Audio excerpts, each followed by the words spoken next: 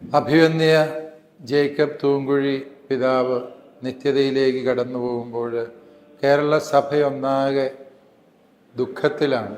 കാരണം ഈ സഭയെ ദീർഘകാലം നയിക്കുവാൻ ദൈവത്താൽ നിയോഗിക്കപ്പെട്ട അഭിവന്യ പിതാവിൻ്റെ വിയോഗം പിതാവിനെ അറിയാവുന്ന, പിതാവിനെ സ്നേഹിക്കുന്ന എല്ലാവർക്കും എന്ന് മാത്രമല്ല പൊതുസമൂഹത്തിന് മുഴുവനും ഒരു വലിയ നഷ്ടമാണ്.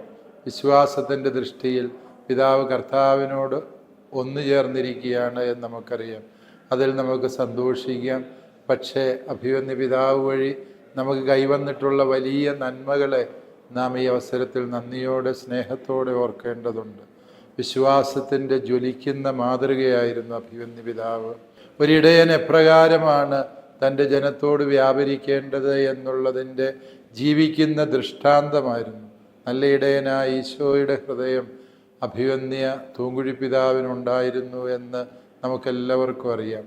അവിഭക്ത തലശ്ശേരി അതിരൂപതയിലേക്ക് വേണ്ടി വൈദികനായി തീർന്ന തൂങ്കുഴി പിതാവ് ഈ അതിരൂപത സ്ഥാപിതമായതിൻ്റെ 3-ാം വർഷം വൈദികനായി തീർന്ന വ്യക്തിയാണ്.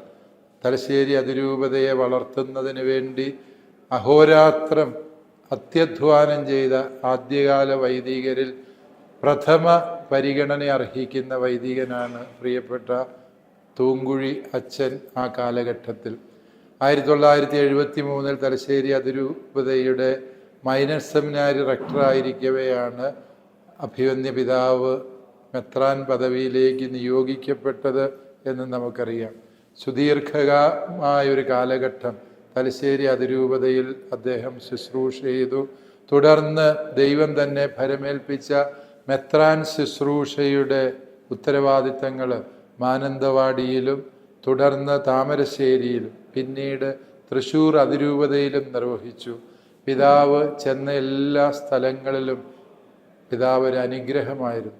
അബ്രാഹത്തിന് ദൈവം കൊടുത്ത വരം പോലെ ചെല്ലുന്നിടത്തെല്ലാം അനുഗ്രഹമാകാനുള്ള വരം കിട്ടിയ വ്യക്തിത്വമായിരുന്നു അഭിവന്യ തൂങ്കുഴി പിതാവ്. കണ്ടവർക്കും കേട്ടവർക്കുമെല്ലാം ഹൃദയം നിറയുന്ന അനുഭവമായിരുന്നു പിതാവിൻ്റെ സാന്നിധ്യം എന്നത്. ഏറ്റവും സൗമ്യമായി സംസാരിക്കുകയും പിതാവിൻ്റെ പ്രസംഗങ്ങൾ കാതുകൂർപ്പിച്ചിരുന്നാൽ മാത്രമേ നമുക്ക് ഗ്രഹിക്കാൻ കഴിയുള്ളൂ. ആരോടും സ്വരമുയർത്താത്ത, കലഹിക്കാത്ത, എതിർക്കാൻ വാക്കുകളില്ലാത്ത പിതാവ് നിലാവ് പോലെ സൗമ്യമായ സാന്നിധ്യമായിരുന്നു. അഭിവന്യ പിതാവിനെ നമുക്ക് ദൈവത്തിനു മുമ്പിൽ നന്ദിയോടെ ഓർക്കാം. നിത്യസൗഭാഗ്യം നൽകി പിതാവിനെ അനുഗ്രഹിക്കുന്ന നല്ല ദൈവത്തിന് നമുക്ക് നന്ദി പറയാം. പിതാവിനെ പോലെ കൃപ നിറഞ്ഞ ഒരജപാലകനെ തന്ന് കേരള സഭയെ അനുഗ്രഹിച്ച ദൈവത്തിനു മുമ്പിൽ നമുക്ക് ശിരസ് നമിക്കാം.